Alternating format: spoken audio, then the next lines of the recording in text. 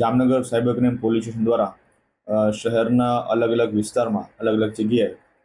જનભાગીદારીના સહયોગથી અલગ અલગ બેનરો જે અવેરનેસ માટેના સાયબર ક્રાઇમને લગત જેટલા પણ ક્રાઇમ્સ હોય છે, ફ્રોડ હોય છે, ફાઇનાન્શિયલ ફ્રોડ હોય છે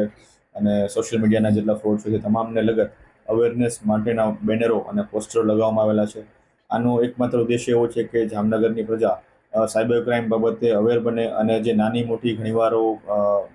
યુઝરથી ઇન્સ્ટાગ્રામ યુઝર કે ઓનલાઈન કાંઈ પણ આપણે યુઝ કરતા હોય ત્યારે જે આપણાથી મિસ્ટેક્સ થતી હોય છે આપણી મિસ્ટેકનો ફાયદો જ્યારે ફાઇનાન્શિયલ ફ્રોડ કરવાવાળા કે કોઈ પણ પ્રકારનો સાયબર ક્રાઇમ કરવાવાળા ફાયદો ઉઠાવતા હોય છે એવું ન બને અને આપણે પહેલેથી જ આનાથી બચી શકીએ સાયબર ક્રાઇમથી. એ બાબતે જે આપણી નેશનલ ટોલ ફ્રી નંબર છે, સાયબર હેલ્પલાઇન નંબર છે 1930, એ બાબતના બેનરો, પોસ્ટરો અને બીજી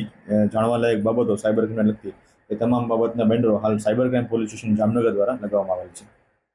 અવેરનેસ માટે સાહેબ કંઈક સંદેશ? જે મુખ્ય નાની બાબતો છે, પ્રાઇવસી, કે તમારું જે કોઈ પણ સોશિયલ મીડિયા એકાઉન્ટ છે અને જેટલા પણ 2 ફેક્ટર વેરિફિકેશન છે અથવા તો બીજા તમે એકાઉન્ટ પ્રોફાઇલને તમે પ્રાઇવેટ રાખવી, આ બાબતની જેટલી પણ એના સેટિંગ્સ છે એ તમામે ઓન રાખવા જોઈએ, જેથી કરીને તમારી ડિટેલ્સ પબ્લિક ડોમેનમાં અવેલેબલ ન થાય. અને એ સિવાય તમે જ્યારે